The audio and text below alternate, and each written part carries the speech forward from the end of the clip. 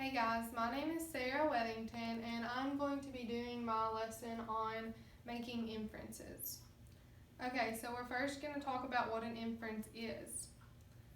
So I have the definition, the short definition of an inference written up here, what the text says plus what you know. So whenever you make an inference, you're using what you already know together with what you read to figure out parts of the author's message that were not said or explained.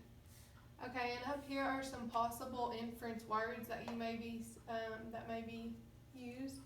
Probably, might, could be, possibly, and maybe. You guys make inferences every day. Okay, I'm going to give you two examples. Okay, so let's listen to this first sentence. Okay, boy, it's late and I am really, really hungry. Okay, so at this point I would ask the students, what do you think the speaker will do next? I would ask them what they knew that helped them answer the question. And if they don't answer independently, then I would prompt them with some questions such as, what do you usually do when you are hungry? Where do you go? What do your parents do when you are hungry? What do you know about the person who is speaking? Have they just eaten a big meal? So then I would just take the time to listen to some answers. And I would show them how they can use what they know to make a realistic or a believable inference. So let's look at this second sentence. Wow, it's no fun playing soccer since it started to rain. Okay, so I would prompt them with some questions such as, where is the speaker? Is he alone? What makes you think so? What do you think the speaker will do next? I would ask the students what made them think that. Again, if the students are reluctant to respond, I would ask additional questions. Okay, so at this point, I would remind the students that when you make an inference, you're using what you already know together with what you read or seen in a picture to figure out a part of the author's message that was not explained. Inferences, they need to make sense and they need to be believable or realistic.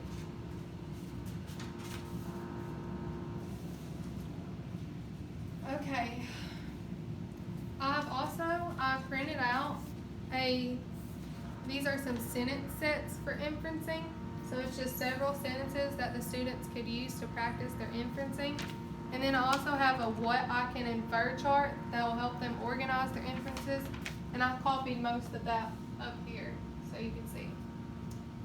Alright, so I'm going to read this sentence. Actually, I'm going to write it on the board so we can look at it. So that way my students can look at it while we're going through it. First, I'm going to read it. I lost it. Okay, here it is. First, my cousin and I are going shopping with Uncle Marco. Then, when we get home, we will help him to peel and chop the vegetables to make a huge pot of soup and a big bowl of salad. I'm going to write that up here real quick.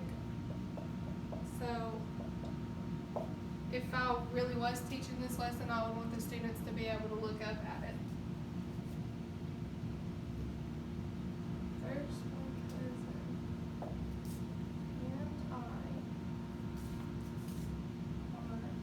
are going shopping with Uncle Marco.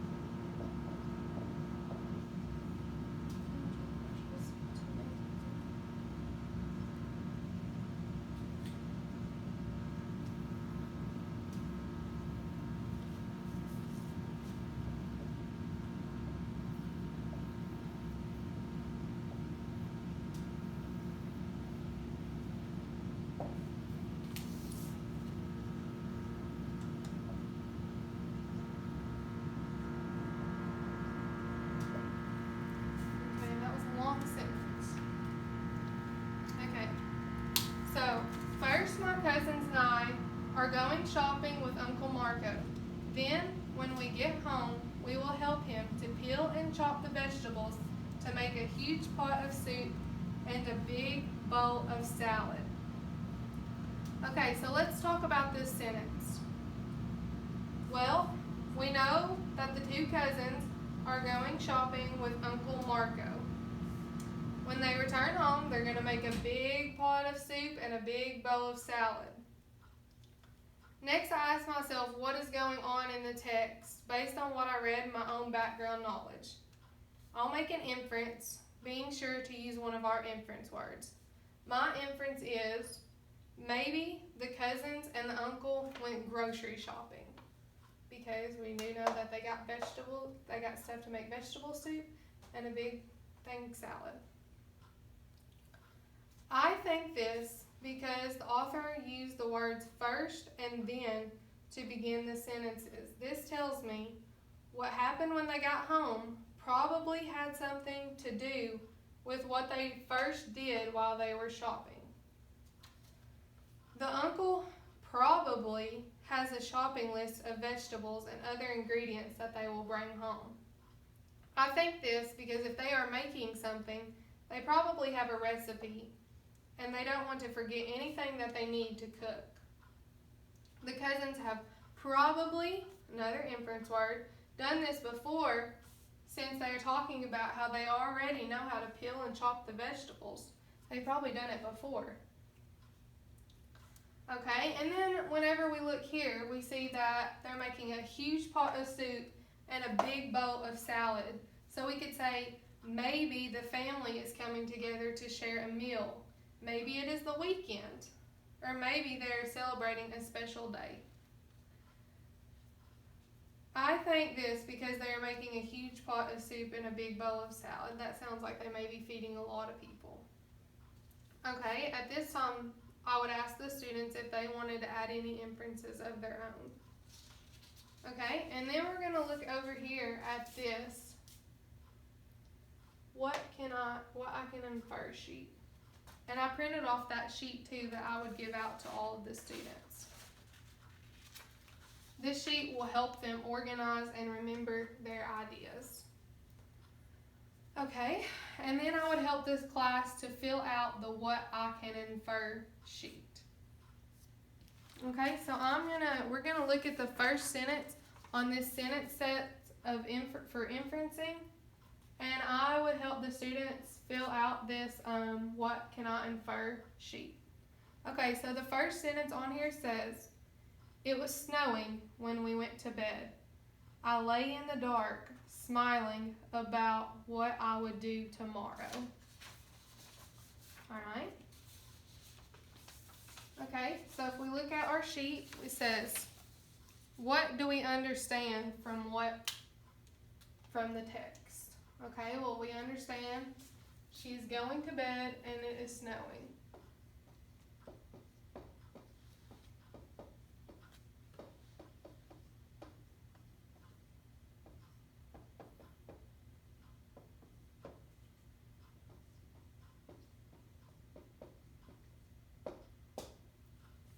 Okay, so then we would come up with 3 inferences. So my first inference would be it is winter.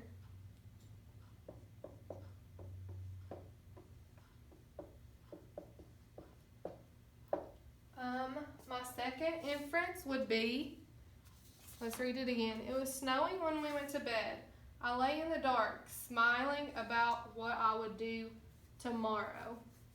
My second inference would be that she is happy about it snowing.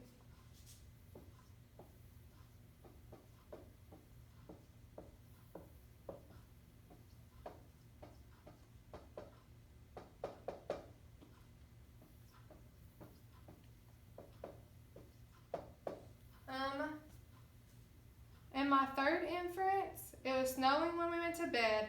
I lay in the dark, smiling about what I would do tomorrow. My third inference is that she will probably go play in the snow tomorrow.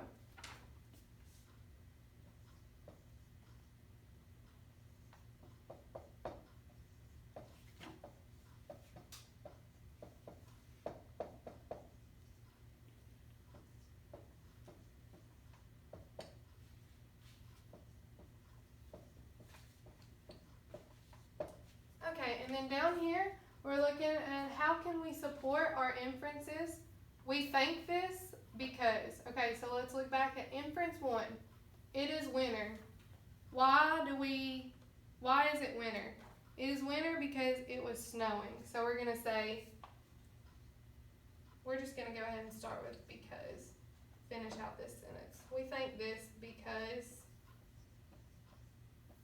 it is snowing. Okay, inference 2 says, she is happy about it snowing.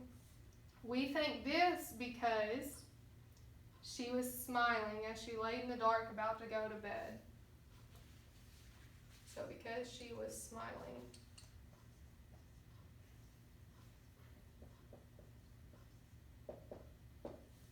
Inference 3, she will go play in the snow tomorrow.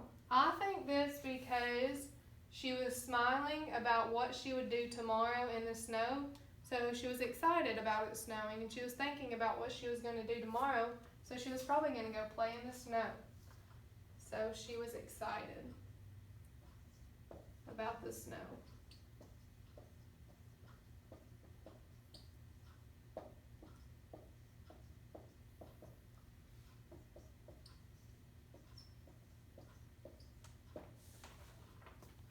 Okay.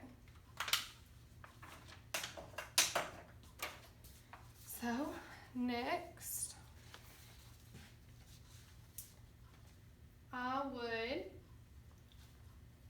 we would do some more whole group practice. I would introduce a new sentence, and then I would lead them in the discussion for this chart. I would have them lead it and try to do it, and I would just help them out as they needed it. So I would do maybe 1 or 2 helping them, and then after that, also if they needed help, I would use some questions to prompt them, such as what is going on here? What is the author telling you? What is obvious from reading this? What can you guess about what's going on? How do you know? Okay, and then I would work with the students until they have generated and supported at least 3 inferences. And I would ask if anyone wants to add anything else. Okay, so next I would put the students into groups of about 2 or 3.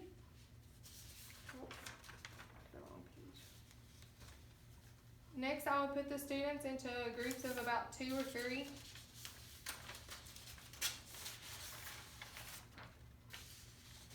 And I would each group would also have a sentence set for inferencing, and then they would have about 15 minutes to discuss their sentences and maybe fill out this and do as many as they could. And then I would go around the room and have the students, we would read the inferences, and I would have the students tell me some of the inferences they came up with. After they had time to work together in their small groups, I would bring them back together, have them present their inferences, and then I would wrap up the lesson by asking the students these questions. What is an inference? How do you inference? What words can you use to help you? And why is inferring important when you are reading? So yeah, and that's basically my lesson. Thank you.